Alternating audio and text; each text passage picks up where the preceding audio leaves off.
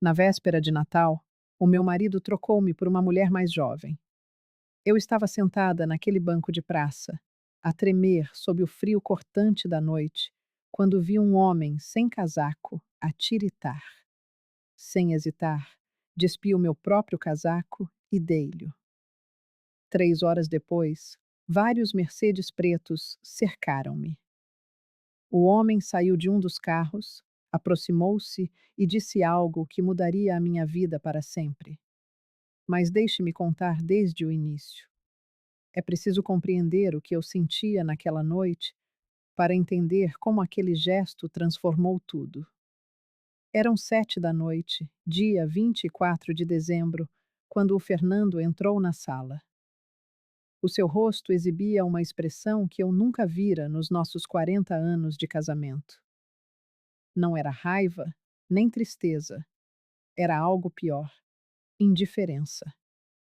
Ele olhou para a árvore de Natal, que eu passara a tarde a decorar, para a mesa posta para 6, para mim, no vestido vermelho que ele sempre dissera adorar, e proferiu, com uma simplicidade cruel: Vera, eu vou-me embora. Estou apaixonado por outra pessoa. O meu cérebro recusou-se a processar. A minha primeira reação foi rir, certa de que era uma piada de péssimo gosto. Mas então vi as malas prontas no corredor. Senti o perfume daquela colônia nova que não reconhecia. Notei como ele evitava o meu olhar. E algo dentro de mim desmoronou.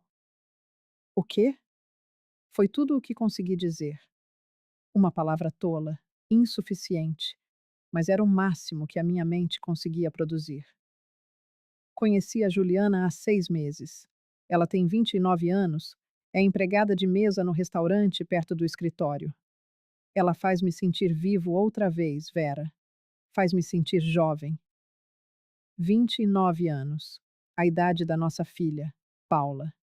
Eu tinha 62. 40 anos de casamento, 3 filhos, uma vida inteira, construída tijolo a tijolo, pequeno almoço a pequeno almoço, peça de roupa lavada a peça de roupa lavada. E ele queria sentir-se jovem. E eu? Perguntei, a minha voz tão fina que parecia a de uma criança. E os 40 anos, os nossos filhos e o Natal de amanhã? Fernando pegou nas malas e caminhou até a porta. Antes de sair, virou-se e disse algo que me destruiu mais do que qualquer outra coisa. Tu és uma ótima mãe, Vera, uma ótima dona de casa.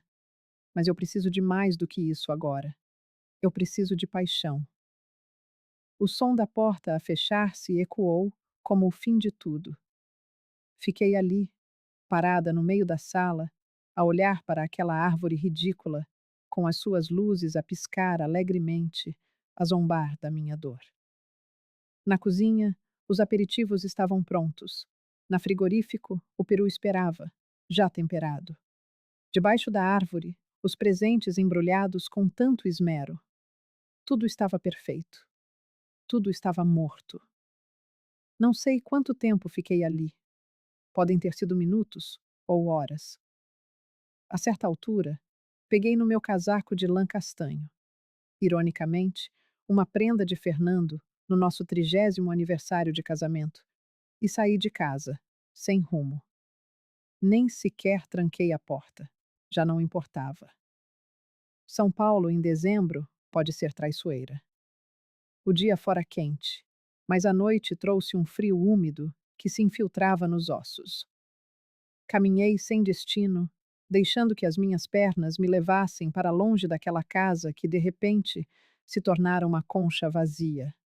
Passei por janelas iluminadas, repletas de risos e música natalícia. Via famílias abraçadas, felizes. Cada cena era uma punhalada no peito. Acabei na Praça da República. Não sei por que os meus pés me trouxeram até ali. Talvez por ser suficientemente longe.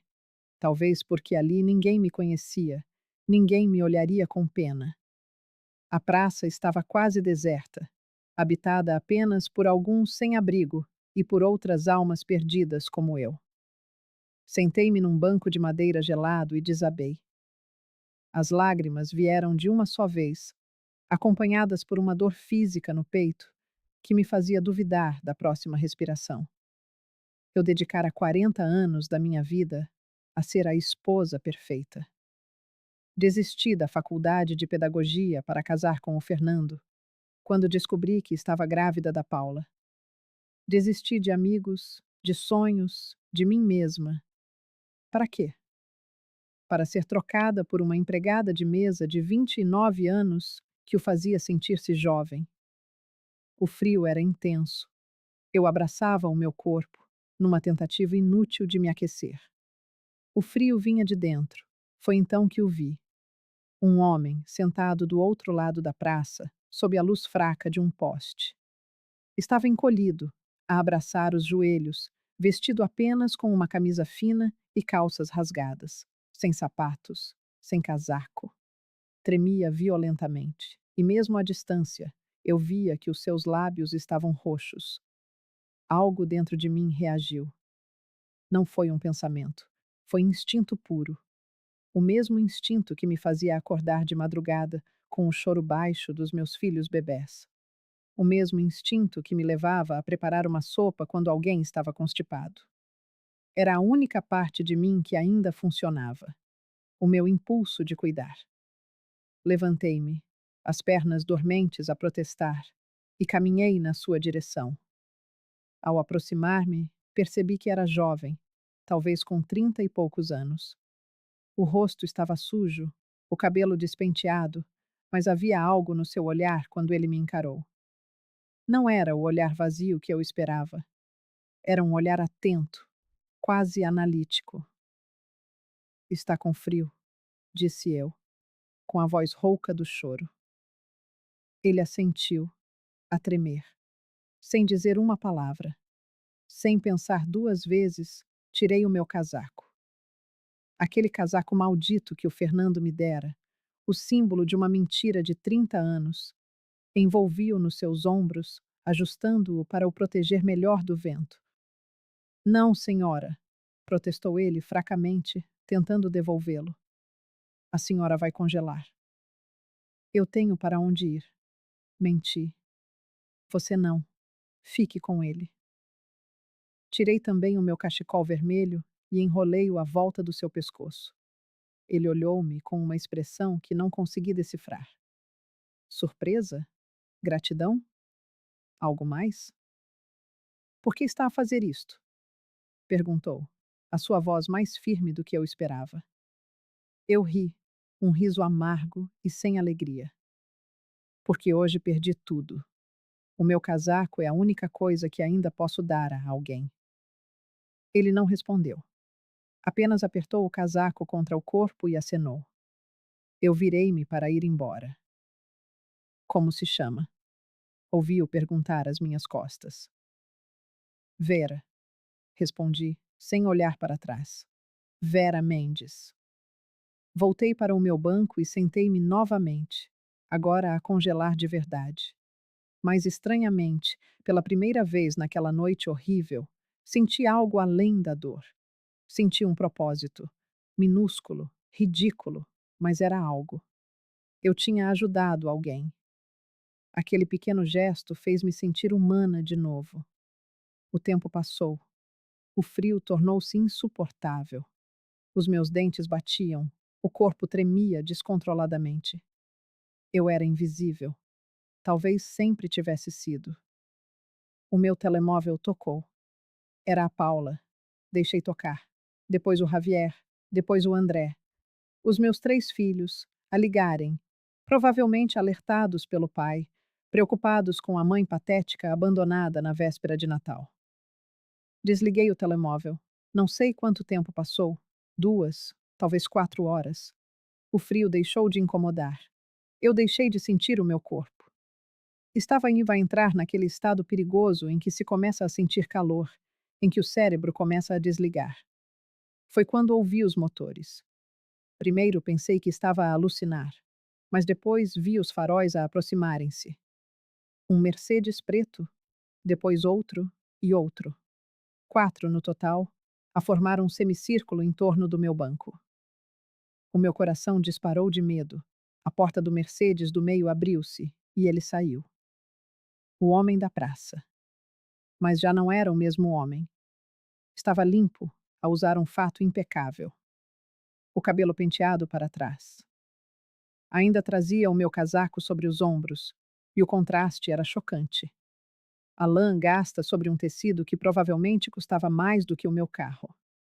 Ele caminhou até mim com passos firmes, seguido por dois seguranças. Eu estava paralisada. Ele parou à minha frente e estendeu-me a mão. Dona Vera, disse ele, a sua voz agora carregada de autoridade. O meu nome é Matheus Rangel. Sou o CEO da Rangel Incorporações. E a senhora acabou de passar no teste mais importante da minha vida. Olhei para a sua mão, para o seu rosto, para os carros, tentando montar um puzzle que não fazia sentido. Teste? Consegui sussurrar. Ele sorriu, um sorriso triste e cansado. Passei as últimas 3 semanas vestido como um sem-abrigo, sentado em praças, a pedir ajuda. Sabe quantas pessoas pararam para me ajudar de verdade? Sabe quantas tiraram a roupa do próprio corpo para me dar? Eu abanei a cabeça. Nenhuma. Até a senhora. Ele apertou o meu casaco contra o peito. A senhora estava claramente a sofrer, a congelar. E mesmo assim, a primeira coisa que fez quando me viu foi preocupar-se comigo. Deu-me a única coisa de valor que tinha. Por quê? Perguntei, as lágrimas a voltarem. Por que estava a fazer isso? A sua expressão endureceu. Porque eu precisava de saber se ainda existe bondade genuína no mundo, Dona Vera. Porque há 3 meses, a minha noiva traiu-me com o meu melhor amigo e sócio. Porque descobri que todas as pessoas à minha volta só se importavam com o meu dinheiro. Eu estava a começar a acreditar que a humanidade era uma mentira.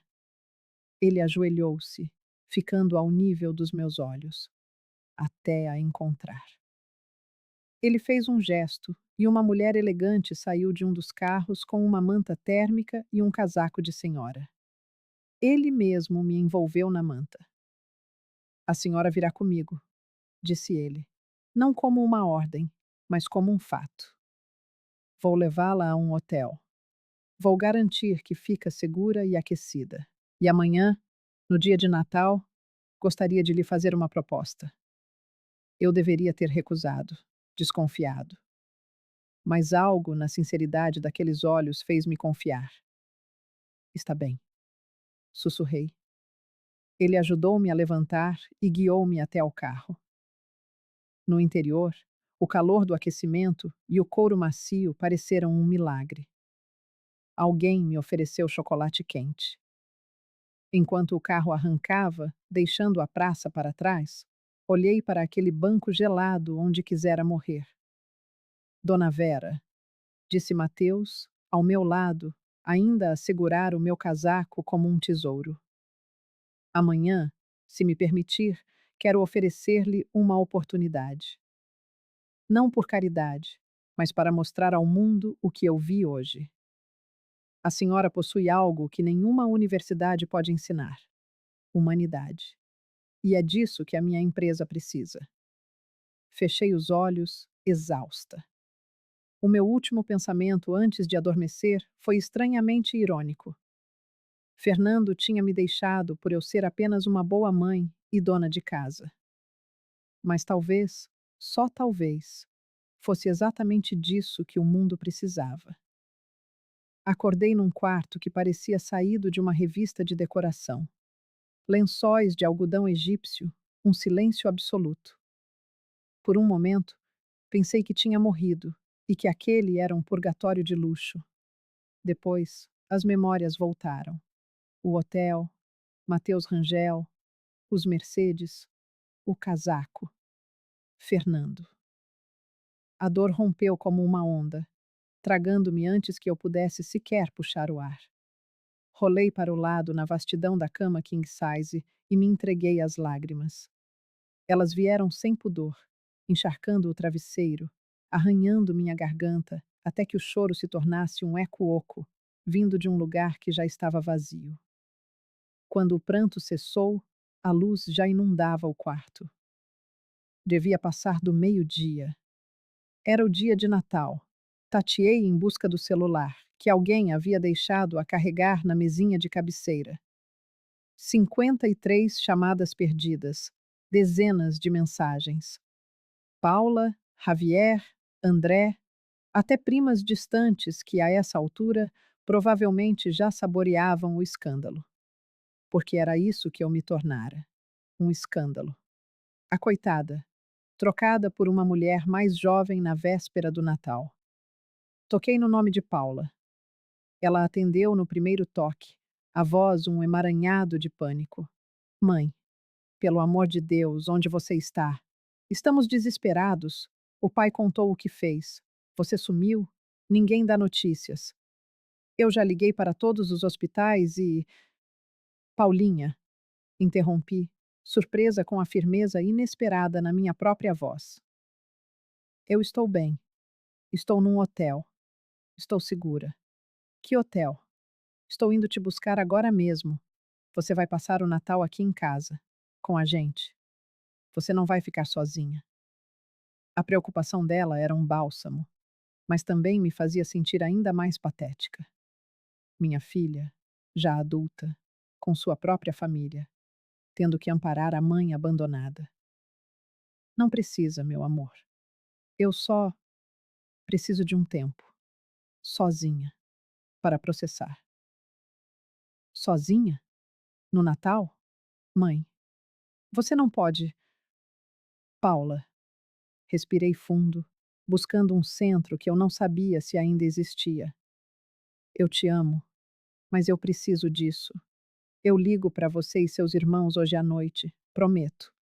Mas agora, eu preciso ficar comigo mesma. Desliguei antes que ela pudesse protestar. Enviei uma mensagem curta para o grupo dos 3 filhos. Estou bem. Preciso de espaço. Amo vocês. E desliguei o celular outra vez. Foi então que o vi. Sobre a escrivaninha de madeira escura, um envelope branco, imaculado. Ergui-me da cama, ainda envolta na mesma roupa de ontem, amassada, com o cheiro melancólico da praça. Dentro do envelope, um cartão em papel creme, de uma espessura que denunciava a qualidade. A caligrafia era perfeita, elegante.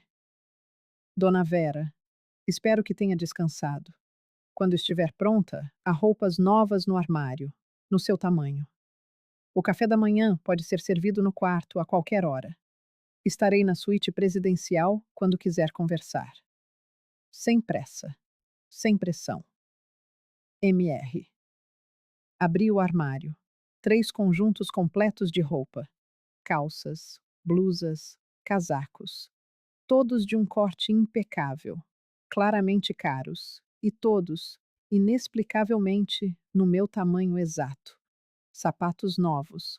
Até mesmo lingerie, ainda com a etiqueta.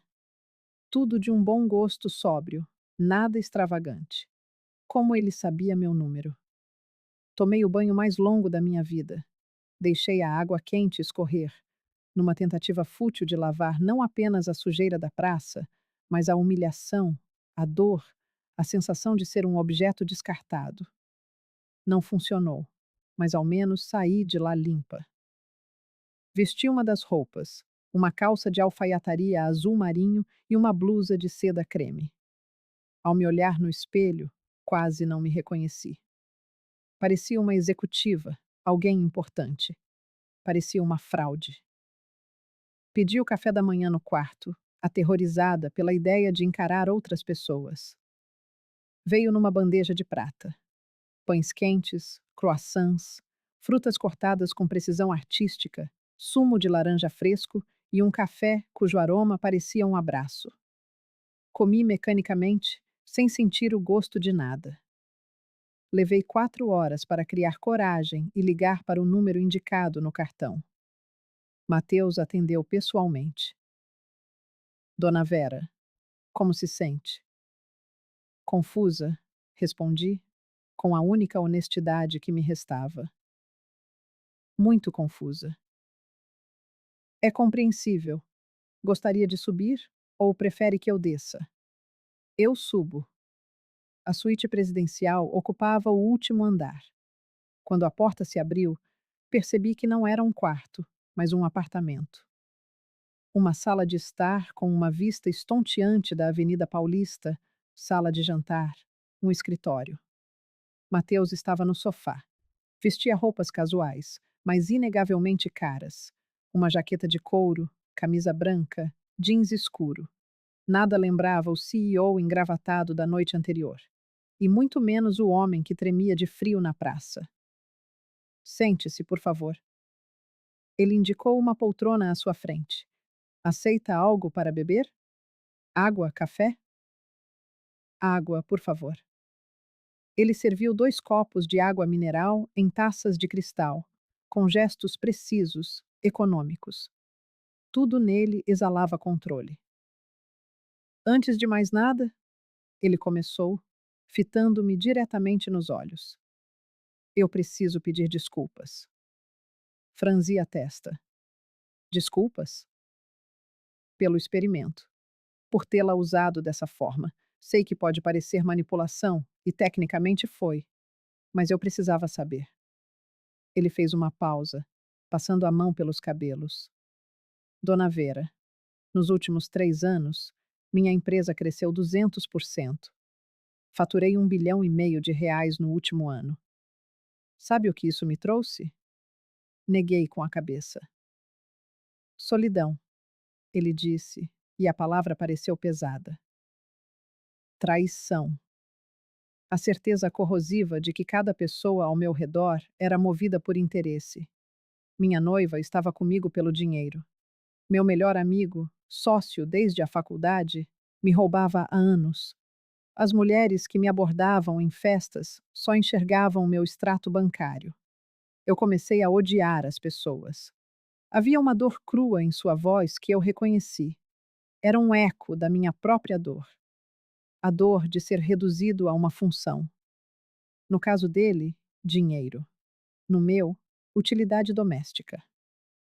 Então, resolvi fazer um teste, continuou ele. Durante 3 semanas, 5 dias por semana, vesti-me de morador de rua e fiquei em praças diferentes. Testei hipóteses, lugares ricos, pobres, perto de igrejas, de shoppings. Pedi ajuda a 472 pessoas. E quantas ajudaram? Perguntei, a voz um fio. 143 deram dinheiro. 57, comida. 23, roupas velhas que já iam para o lixo. Mas sabe quantas pessoas olharam para mim de verdade? Quantas conversaram comigo como se eu fosse um ser humano? Quantas se importaram? Quantas? O silêncio se esticou no ar. Uma, ele disse, e seu olhar encontrou o meu. A senhora. O peso daquelas palavras me imobilizou. Eu não estava apenas testando a bondade alheia, eu observava a motivação. Quem dava dinheiro o fazia com pressa, sem olhar nos olhos, para se livrar do incômodo. Quem dava comida, muitas vezes vinha com um sermão sobre procurar trabalho. Mas a senhora? Ele se levantou e caminhou até uma sacola de grife sobre a mesa de jantar. De dentro, retirou meu casaco. O casaco marrom de lã que Fernando me dera há 2 anos. Mateus o segurava com um cuidado quase reverente. A senhora tirou a única proteção que tinha contra o frio e me deu sem hesitar. Estava visivelmente em crise, sofrendo. Qualquer um veria. Mas sua primeira reação ao ver o sofrimento alheio foi ajudar. E quando eu perguntei por quê, sabe o que me disse? Eu mal me lembrava. A noite anterior era um borrão de dor. A senhora disse: porque hoje eu perdi tudo. Meu casaco é a única coisa que ainda posso dar a alguém. Dona Vera, a senhora definiu quem é no momento de maior vulnerabilidade da sua vida. E quem a senhora é? É extraordinária. As lágrimas voltaram. Parecia ser a única coisa que meu corpo ainda sabia fazer. Eu não sou extraordinária, sussurrei. Sou uma dona de casa de 62 anos, trocada por uma garçonete de 29. Eu sou invisível, descartável. Não. A voz dele soou dura, quase zangada. Essa é a voz do seu ex-marido, não a sua. Ele voltou a se sentar, pousando o casaco no colo. Respirou fundo. Dona Vera, herdei a empresa do meu pai há 5 anos. Ele era um gênio dos negócios, mas era um homem frio. Só pensava em lucro, em números. Quando ele morreu, prometi a mim mesmo que faria diferente. Criei uma fundação, o Instituto Rangel, para ajudar comunidades carentes. Moradia, cursos, microcrédito. E, na prática, a fundação é gerida por diretores com MBA que nunca pisaram numa favela. Eles produzem planilhas lindas, relatórios impecáveis, mas não entendem nada de gente. No ano passado, gastamos 23 milhões de reais. Sabe quantas famílias saíram de fato da linha da pobreza de um programa que prometia ajudar 5 mil? Quantas? 72. O dinheiro é desperdiçado porque quem toma as decisões não conhece a realidade de quem precisa de ajuda. Ele se inclinou para a frente e sua intensidade me assustou. Eu preciso de alguém que entenda de gente, que saiba o que é criar filhos com o dinheiro contado, que saiba esticar um orçamento, que saiba o que realmente importa quando não se tem nada. Preciso de alguém com empatia genuína, não de fachada. Eu preciso de alguém como a senhora. Para fazer o quê, exatamente? Quero que seja a diretora de Relações Comunitárias do Instituto Rangel. Eu ri. Uma risada alta, descontrolada, quase histérica. Diretora? Eu? Eu nunca trabalhei na vida, nem terminei a faculdade. Não entendo nada de gestão, de administração. A senhora entende de pessoas? Ele atalhou, a voz cortante. E isso, dona Vera, é mais raro e valioso do que qualquer MBA. Mas eu não. Por favor, me escute. Não estou oferecendo caridade. Não estou tentando salvá-la por pena. Estou fazendo uma proposta de negócios, porque acredito genuinamente que a senhora pode revolucionar o nosso trabalho. Vou-lhe pagar um salário de 40 mil reais por mês, para começar. Terá um escritório, uma equipe, autonomia total para mudar o que achar necessário. 40 mil reais. A cifra era tão absurda que meu cérebro se recusava a processá-la. Fernando me dava 3 mil por mês para as despesas da casa, e eu sempre achava muito. Por quê? Perguntei, a voz embargada. Por que está fazendo isso? A expressão dele se suavizou. Porque, ontem à noite, a senhora me devolveu algo que eu julgava ter perdido para sempre: a esperança na humanidade. Porque me provou que pessoas boas ainda existem. E eu acredito que pessoas boas deveriam ter poder para fazer o bem em grande escala. Agora me diga, o que a senhora faria se alguém lhe oferecesse uma chance de recomeçar do zero e provar que vale muito mais do que pensavam? Eu preciso pensar, murmurei. Claro, sem pressa. Ele se levantou, foi até a escrivaninha e me estendeu um cartão de visitas. Este é meu número particular. Pense com calma. Passe o Natal com sua família. Me ligue quando decidir. Peguei o cartão com os dedos trêmulos. Matheus Rangel, CEO, Rangel Incorporações. E Dona Vera, ele disse, quando eu já estava na porta. Obrigado pelo casaco. Ele será emoldurado e colocado na entrada do instituto, como um lembrete diário do que realmente importa. Voltei para o meu quarto em estado de choque. Liguei o celular e fui bombardeada por mensagens. Finalmente, atendi a chamada de Paula. Mãe, graças a Deus. Estou indo te buscar. Onde você está? Não precisa, filha. Eu estou bem. Como assim, bem? O pai te abandonou ontem. É Natal. Você não pode ficar sozinha. Paula, respirei fundo. Aconteceu uma coisa muito estranha. Preciso contar pessoalmente. Pode vir aqui no hotel? Traga seus irmãos. Uma hora depois, os três estavam no meu quarto. Paula, a primogênita de 40 anos, sempre tão prática. Javier, o do meio, com 37, o mais emotivo. E André, o caçula de 33, com os trejeitos de Fernando, o que me feria o olhar. Contei tudo: o banco da praça, o mendigo, o casaco, a Mercedes, a revelação, a proposta. O silêncio que se seguiu foi denso. Mãe, disse Paula, por fim, no tom de quem fala com uma criança. Isso é uma loucura. Você não conhece esse homem. Pode ser um golpe, um perigo. Mateus Rangel é real. Javier interrompeu, os olhos fixos no celular. Acabei de pesquisar. CEO da Rangel Incorporações, empresa avaliada em 2 bilhões de reais. Tem fotos dele em eventos, matérias na Forbes Brasil. Então é verdade? Perguntou André incrédulo. Parece que sim, confirmou Javier. Mãe, o cara é um dos empresários mais ricos de São Paulo. Paula balançou a cabeça, irredutível. Não importa.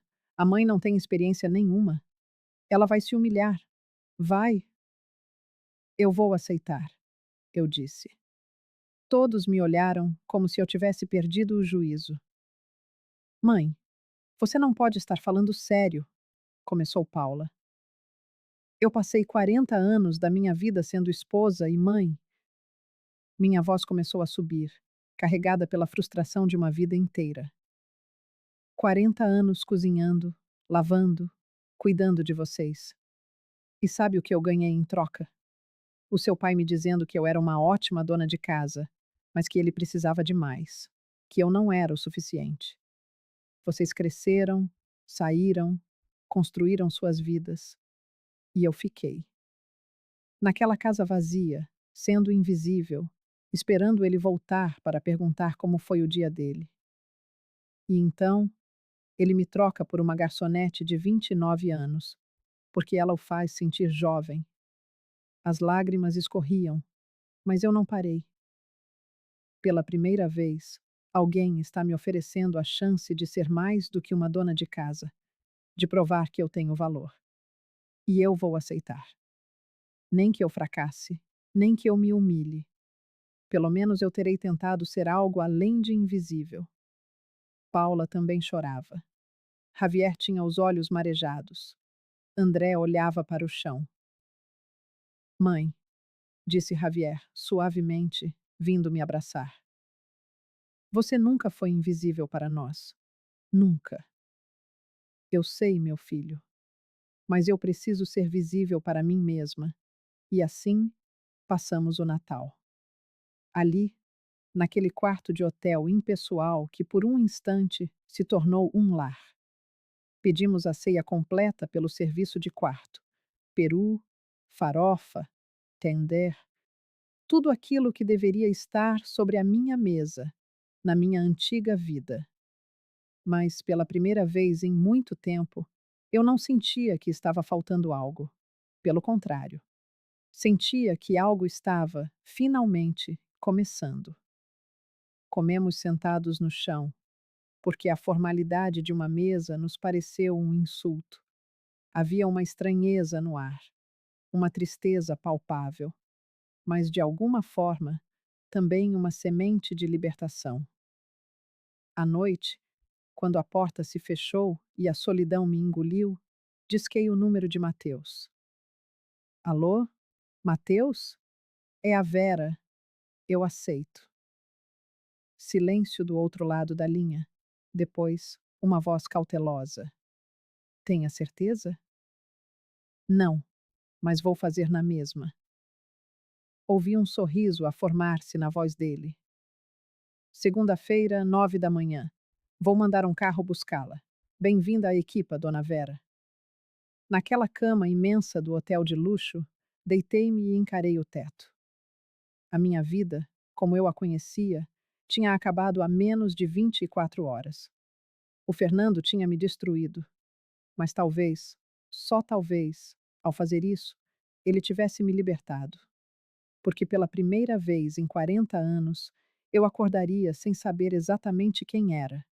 E isso, de uma forma estranha e aterradora, parecia a coisa mais emocionante do mundo. Segunda-feira, 8h45 da manhã. Um Mercedes preto, discreto, parou em frente ao hotel.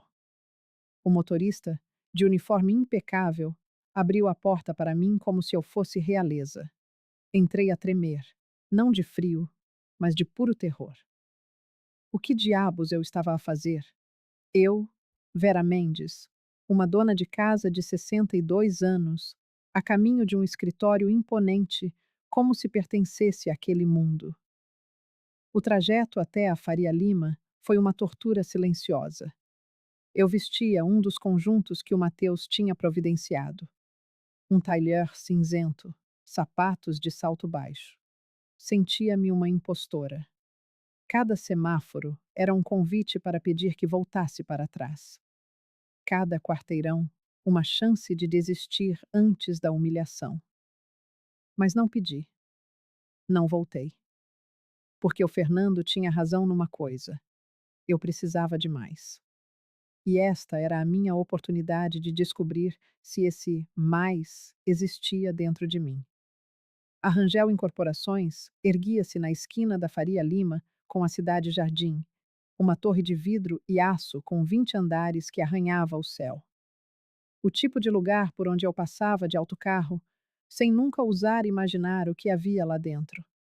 Agora, eu atravessava a sua porta giratória, cumprimentada por seguranças que de alguma forma já sabiam o meu nome. Dona Vera, bem-vinda. O senhor Mateus está à sua espera no 18º andar. 18º andar. O elevador espelhado devolveu-me o reflexo de uma mulher que eu mal reconhecia. O cabelo preso num coque, a maquilhagem leve que a Paula me ajudara a fazer, a postura forçosamente ereta.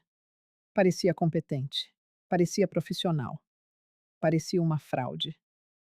As portas abriram-se para um corredor amplo, de mármore e paredes brancas adornadas com arte contemporânea. Uma recepcionista jovem, impecavelmente vestida, sorriu-me com uma polidez ensaiada. Dona Vera, por aqui, por favor.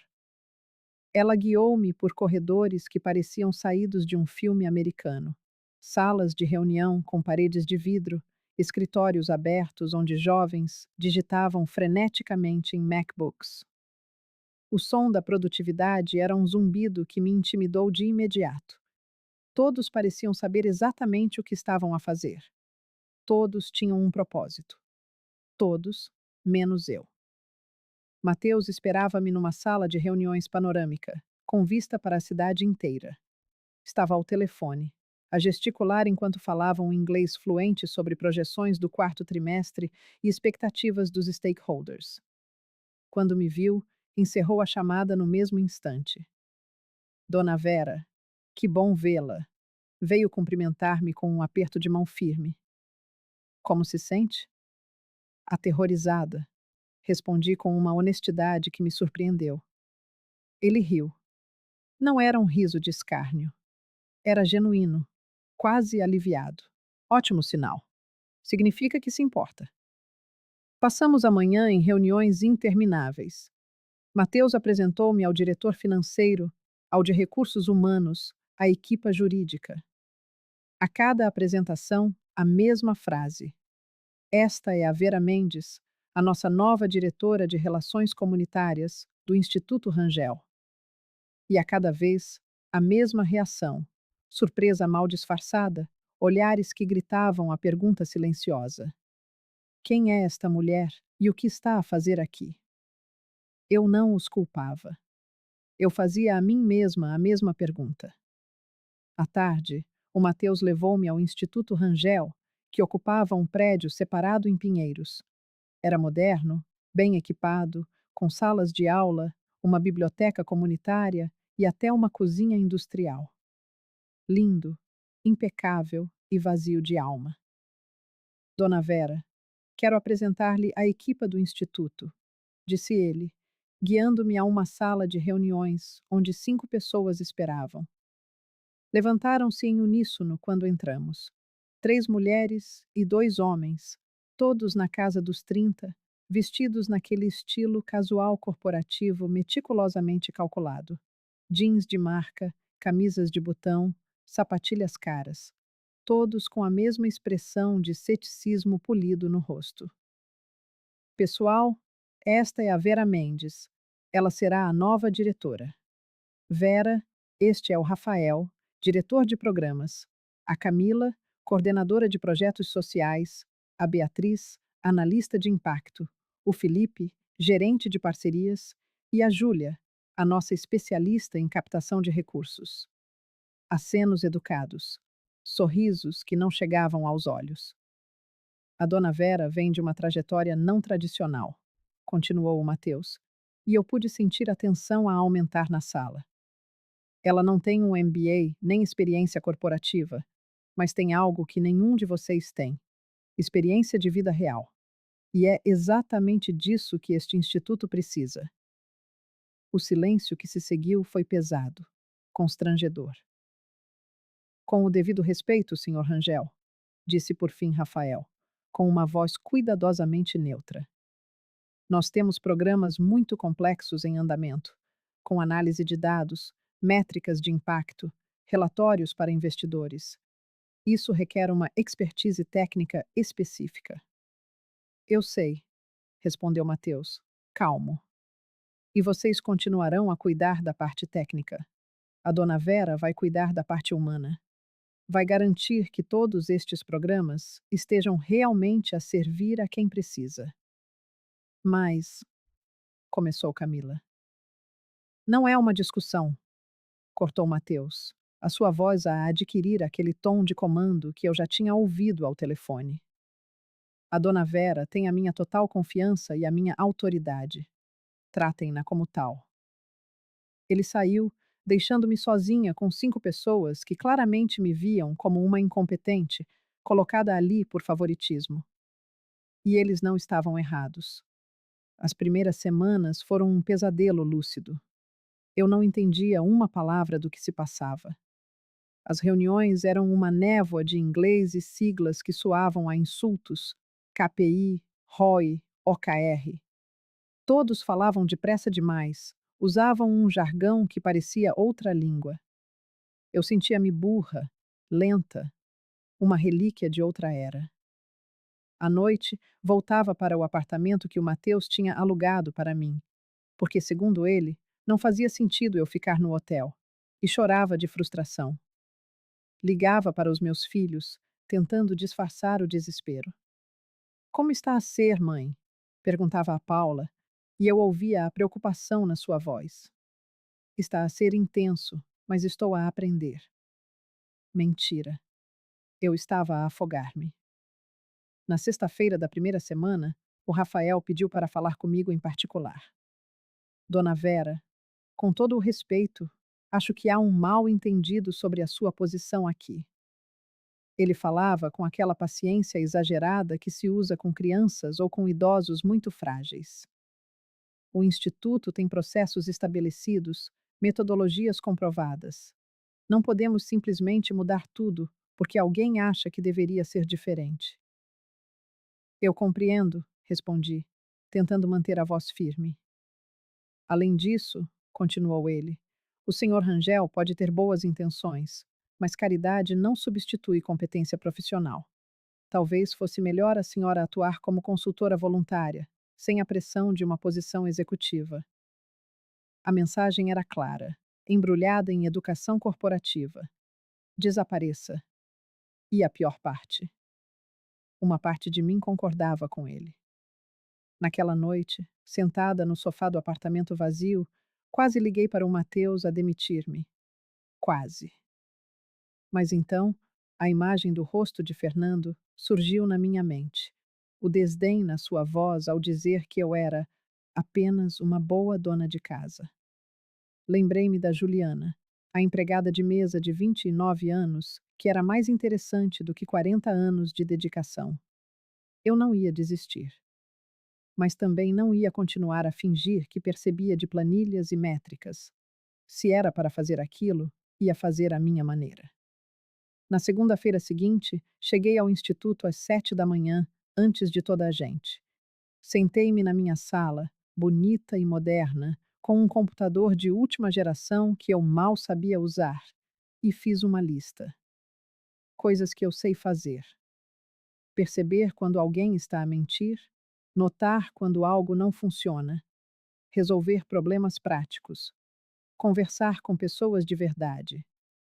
Coisas que eu não sei fazer. Planilhas, apresentações em PowerPoint, falar jargão corporativo, fingir que entendo quando não entendo. Olhei para ali, a lista, e tomei uma decisão. Eu não ia tentar ser o que eles esperavam. Ia ser aquilo para que o Mateus me tinha contratado. Alguém que entende de gente. Quando a equipa chegou, convoquei uma reunião. Bom dia, comecei. A minha voz tremeu no início, mas encontrei uma força que não sabia que possuía. Eu sei que vocês acham que eu não deveria estar aqui, e provavelmente têm razão. Eu não percebo de gestão. Não sei fazer as análises que vocês fazem. Não falo a vossa língua corporativa. Eles trocaram olhares. Rafael cruzou os braços, desafiador. Mas sei uma coisa. Estive a olhar para os relatórios do ano passado. Vocês gastaram 23 milhões de reais e ajudaram 72 famílias a sair da pobreza. Isso é um desperdício obsceno de dinheiro. Dona Vera, com todo o respeito, começou Rafael. Deixe-me terminar. Interrompi, surpreendendo-me a mim mesma com a firmeza. Não vos estou a culpar. Sei que estão a trabalhar arduamente. Mas algo está errado, e eu vou descobrir o quê. Então, é isto que vai acontecer. Vocês continuam a cuidar das planilhas e dos relatórios. E eu vou fazer a única coisa que sei fazer. Vou falar com as pessoas que supostamente estamos a ajudar. Isso não é o protocolo, protestou Beatriz. Nós temos inquéritos de satisfação, temos inquéritos que ninguém responde com honestidade, por medo de perder o benefício, retorqui. Eu vou às comunidades, vou sentar-me na casa das pessoas, vou entender o que realmente se passa. E depois, vocês vão ajudar-me a consertar. Saí da sala antes que pudessem protestar mais. E foi exatamente o que fiz. Nos dias seguintes, troquei os relatórios por uma lista de endereços e o carro da empresa por autocarros e pelo metro. A minha primeira visita foi a um conjunto habitacional em Itaquera, que o Instituto tinha ajudado a construir. No papel, um sucesso. 50 famílias realojadas em apartamentos novos, com infraestrutura completa. Na realidade, as famílias estavam miseráveis. Sentei-me na casa da dona Conceição, uma senhora de 50 e poucos anos. O apartamento era novo, limpo, mas os seus olhos estavam cheios de lágrimas. Por que está triste, dona Conceição? A casa é linda, perguntei genuinamente confusa. É linda, sim, disse ela. Mas a minha filha, a Jéssica, trabalhava como empregada de limpeza na zona onde morávamos. Daqui até lá, são 3 transportes, 2 horas e meia só para ir. Ela teve de largar o emprego. O meu filho, o Pedro, andava numa escola boa lá perto. Agora está numa que é um horror. E a conta da luz deste apartamento é o triplo do que pagávamos antes. Anotei tudo. Fui à casa seguinte e à seguinte. O padrão repetia-se. Famílias arrancadas dos seus empregos, das suas redes de apoio, das suas vidas, apartamentos bonitos que se tornavam prisões. Voltei ao instituto não com uma planilha, mas com um caderno cheio de histórias e de verdades inconvenientes. Precisamos de mudar o programa de habitação, anunciei na reunião de sexta-feira. Mudar como? Perguntou Rafael, cético. Antes de realojar qualquer família, temos de mapear onde trabalham, onde estudam, onde está a sua rede de apoio e priorizar moradias próximas disso. Não adianta dar uma casa bonita se a pessoa perde o emprego e os filhos saem da escola. Mas isso vai complicar toda a logística, protestou Júlia. Vai atrasar os projetos, vai fazer com que o dinheiro que gastamos realmente ajude as pessoas. Cortei. Qual é o nosso objetivo aqui? Fazer relatórios bonitos ou mudar vidas? Silêncio desconfortável. Implementem as mudanças. Ordenei, usando pela primeira vez, sem hesitar, a autoridade que o Mateus me tinha dado. Na semana seguinte, visitei o programa de capacitação profissional, um curso de costura industrial. No final, as alunas recebiam um certificado e uma máquina de costura. Sucesso, certo? Sentei-me com 5 delas no intervalo. E depois do curso, conseguiram emprego? Perguntei. Rosângela, uma mulher com 3 filhos, abanou a cabeça. Nenhuma de nós conseguiu. As fábricas querem 2 anos de experiência. E a máquina que ganhamos é boa, mas não há um esquema de revenda organizado. Voltei furiosa. O programa de costura está a deitar dinheiro fora, anunciei. Mas temos 80% de conclusão do curso, defendeu Camila. As métricas são excelentes. As métricas não pagam a renda, Camila. Nenhuma das formandas conseguiu emprego. Estamos a ensinar uma habilidade sem criar a oportunidade de a usar. Fiz parcerias com 3 confecções da região. Mudamos o programa para que as últimas 12 semanas fossem um estágio supervisionado nessas empresas. A taxa de empregabilidade disparou para 72% no semestre seguinte. A cada semana, eu desvendava um novo problema. A alimentação escolar, cara e elaborada, que as crianças não comiam. Mudei para comida simples e nutritiva. O microcrédito, com juros ainda demasiado altos, negociei taxas menores. A alfabetização de adultos, às 2 da tarde, quando todos trabalhavam. Mudei para as 7 da noite.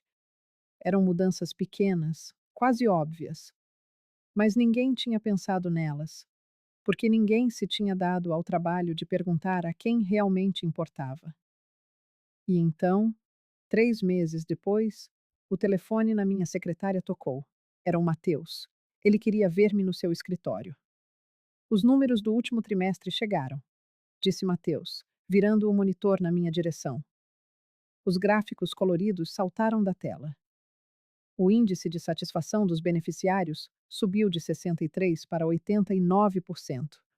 A taxa de abandono caiu para 12. E o mais impressionante: gastamos 17% menos, mas ajudamos 143% mais famílias. Ele recostou-se na cadeira, com os olhos fixos em mim, um misto de espanto e curiosidade. Como é que você fez isto? Eu perguntei. Respondi, a simplicidade da frase pairando no ar. Perguntei do que eles realmente precisavam. E depois, eu escutei. Mateus sorriu. Não era o sorriso corporativo de sempre. Havia orgulho nele, admiração.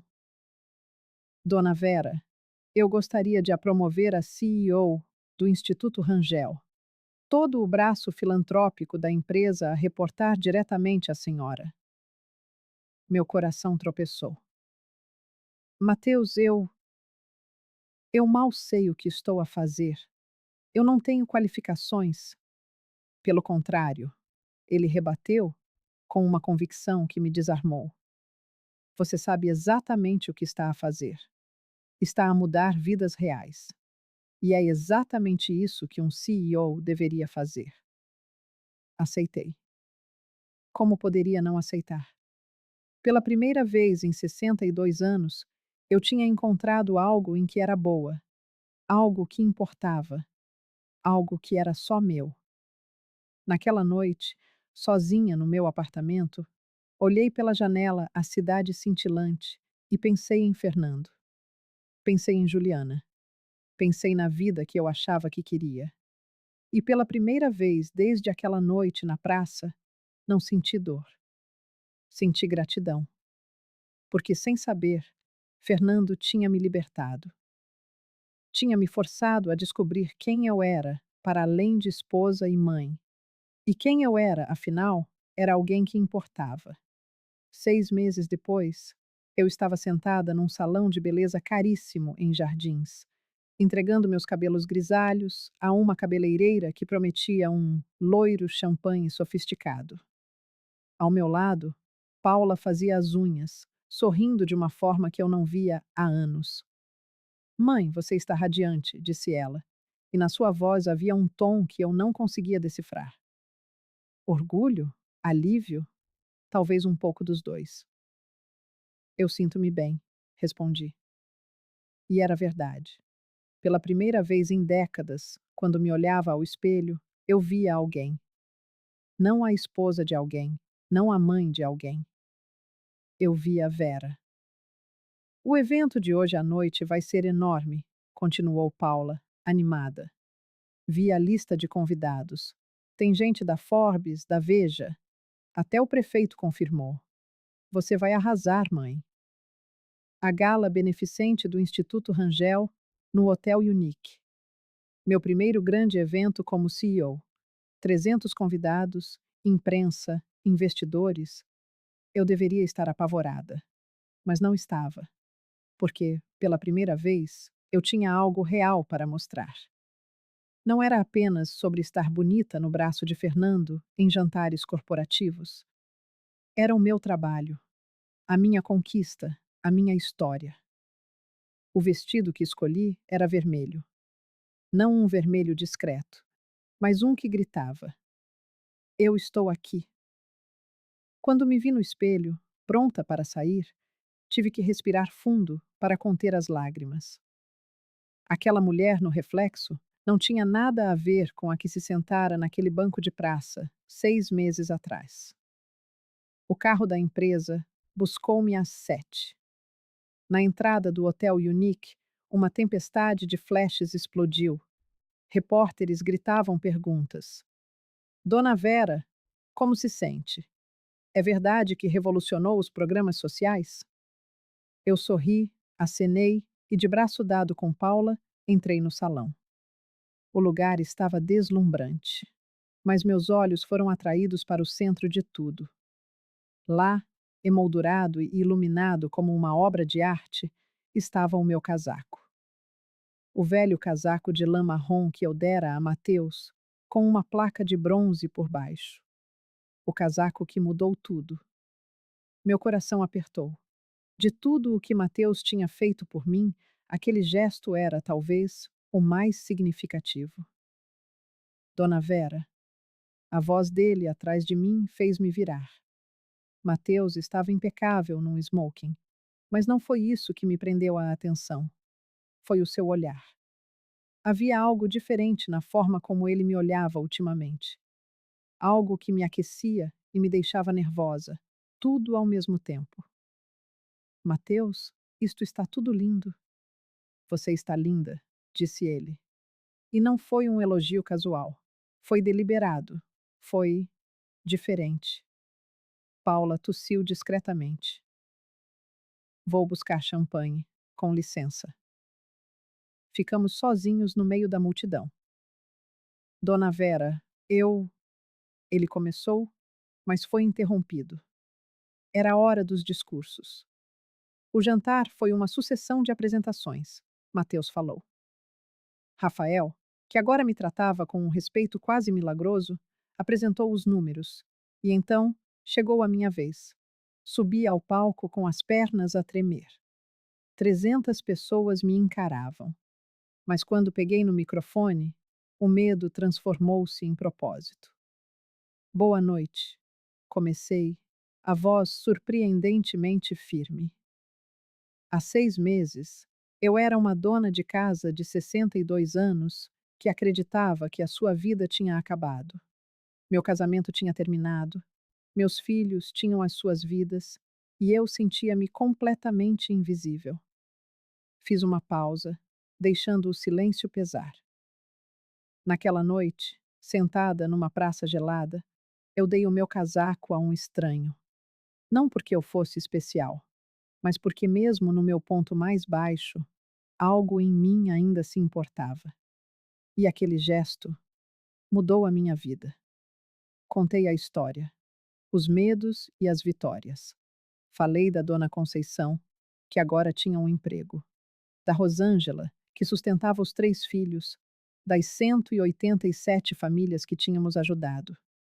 Eu aprendi que não importa a sua idade ou o seu passado.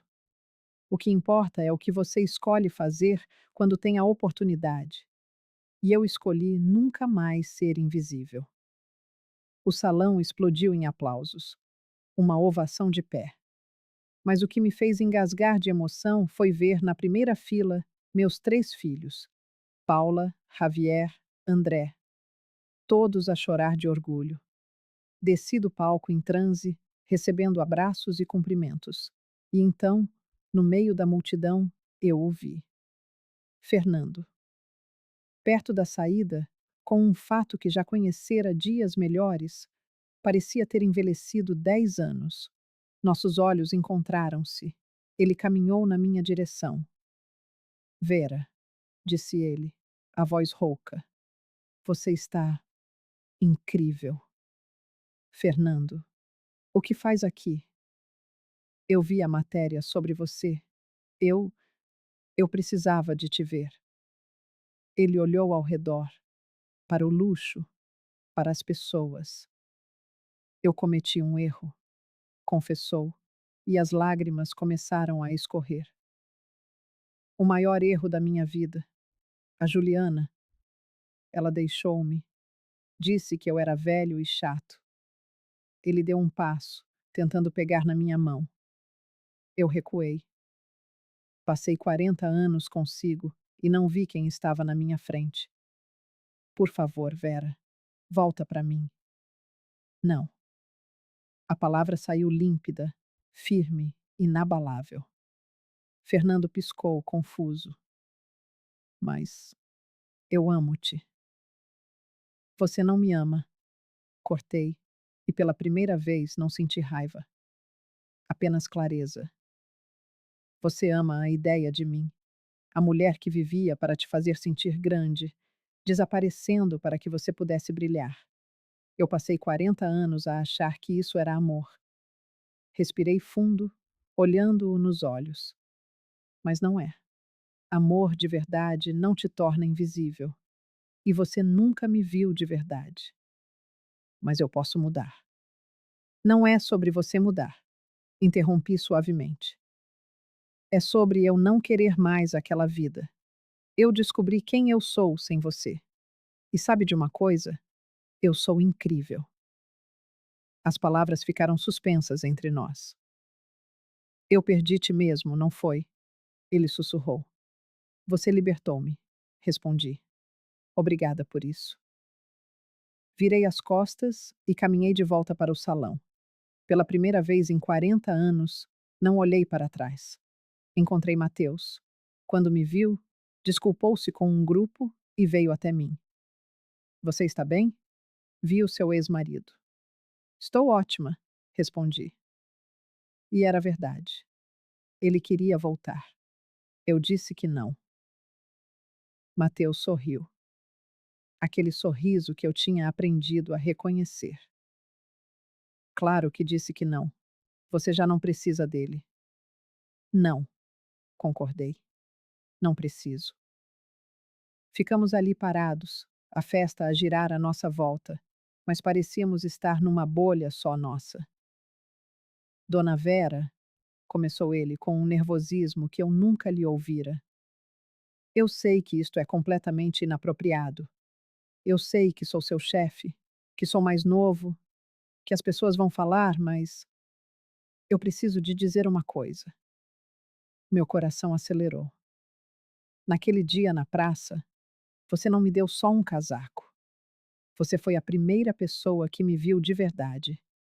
Não o meu dinheiro, nem a minha posição, apenas a mim. Ele pegou na minha mão, entrelaçando nossos dedos. E nos últimos 6 meses, a trabalhar consigo, a ver a sua força, a sua compaixão. Dona Vera, eu apaixonei-me por si. Tentei puxar a mão em pânico. Mateus, você tem 32 anos. Eu tenho 63. As pessoas. Eu não me importo com as pessoas. Ele cortou, firme. Eu importo-me consigo. Se não sentir o mesmo, eu vou respeitar. Mas eu precisava que soubesse. Olhei para ele, para o homem que tinha acreditado em mim, que tinha emoldurado o meu casaco, que me olhava como se eu fosse extraordinária. Eu sinto, sussurrei. Tenho medo, mas eu sinto. O sorriso que iluminou o rosto dele foi a coisa mais bonita que eu já tinha visto. Então, podemos ir com calma, sem pressão. Só ver onde isto nos leva. Assenti. Antes que eu pudesse pensar, ele inclinou-se e beijou-me. Ali, no meio da festa, ele beijou-me como se eu fosse a única pessoa no mundo.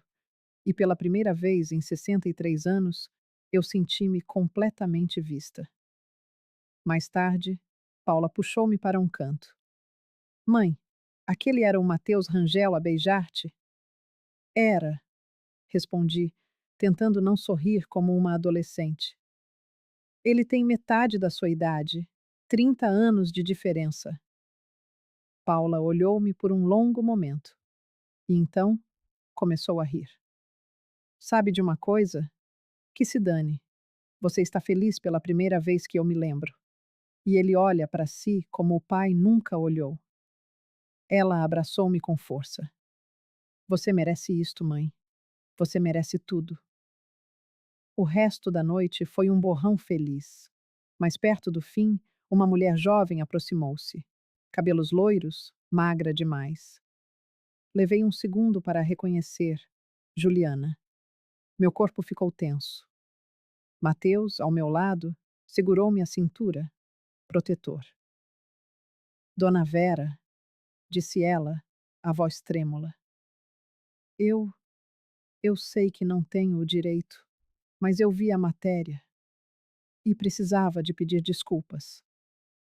Lágrimas borravam a sua maquilhagem barata. Eu destruí o seu casamento. Achei que ele me ia salvar, mas ele só queria uma fantasia. E quando a fantasia acabou, ele descartou-me. Ela soluçou. Eu olho para si agora, para tudo o que conseguiu. E eu tenho tanta inveja. Eu tenho 29 anos e já me sinto usada e descartável. E você tem 63 e está no auge da vida. Olhei para ela, a rapariga que eu tinha odiado com cada fibra do meu ser, e tudo o que senti foi pena. Juliana, eu disse suavemente, você não destruiu o meu casamento. Ele já estava morto. Nós é que não tínhamos coragem de o enterrar. Você foi apenas o empurrão que me faltava para despertar. Seus olhos se arregalaram em choque, a compostura desfeita. Eu te perdoo, continuei. E ao dizer, senti um peso antigo se desprender de mim, a certeza de que eram as palavras mais sinceras que já pronunciei. Não porque você mereça o perdão, mas porque eu mereço a paz. Manter essa raiva seria como beber veneno, esperando que você morresse. As lágrimas de Juliana, antes contidas, agora corriam livremente. Eu não sei o que fazer da minha vida, soluçou ela, a voz quebrada. Não sei como ser forte como você. A gente aprende, respondi com uma suavidade que surpreendeu a nós duas. Um dia de cada vez. Comece tomando pequenas decisões das quais possa se orgulhar. Pare de esperar por um salvador e aprenda a ser sua própria heroína. Estendi a mão. Ela hesitou por um instante, o olhar perdido, antes de apertá-la com uma força frágil. Obrigada, sussurrou, e se foi, levando consigo suas lágrimas e o último resquício da minha antiga dor. Mateus me envolveu em um abraço apertado. Você é incrível, sabia? Ele disse contra o meu cabelo. Estou começando a acreditar nisso, murmurei em seu peito. Aquele abraço foi uma promessa silenciosa, que se cumpriu 2 anos depois. Casamo-nos numa cerimônia íntima, na varanda do nosso apartamento, com o céu da tarde como testemunha. Apenas a família e os amigos mais queridos. Eu usava um vestido simples, cor de champanhe, e a visão dele, com os olhos marejados assim que me viu, tornou-se a minha memória mais preciosa.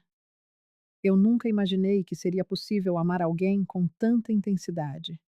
Ele sussurrou durante os votos, a voz embargada. Nem eu, respondi. E a verdade daquelas palavras ecoou em cada fibra do meu ser.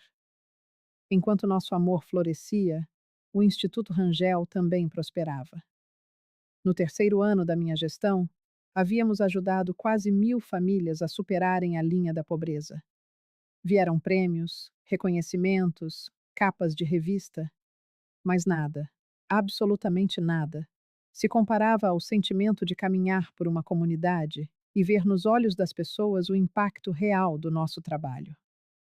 E Fernando? Ele apareceu no dia do meu casamento. Não teve coragem de entrar. Ficou do lado de fora, uma sombra do passado me observando pela janela. Nossos olhares se cruzaram por um breve instante. Ele acenou, um gesto triste, quase um pedido de desculpas, e se virou, desaparecendo.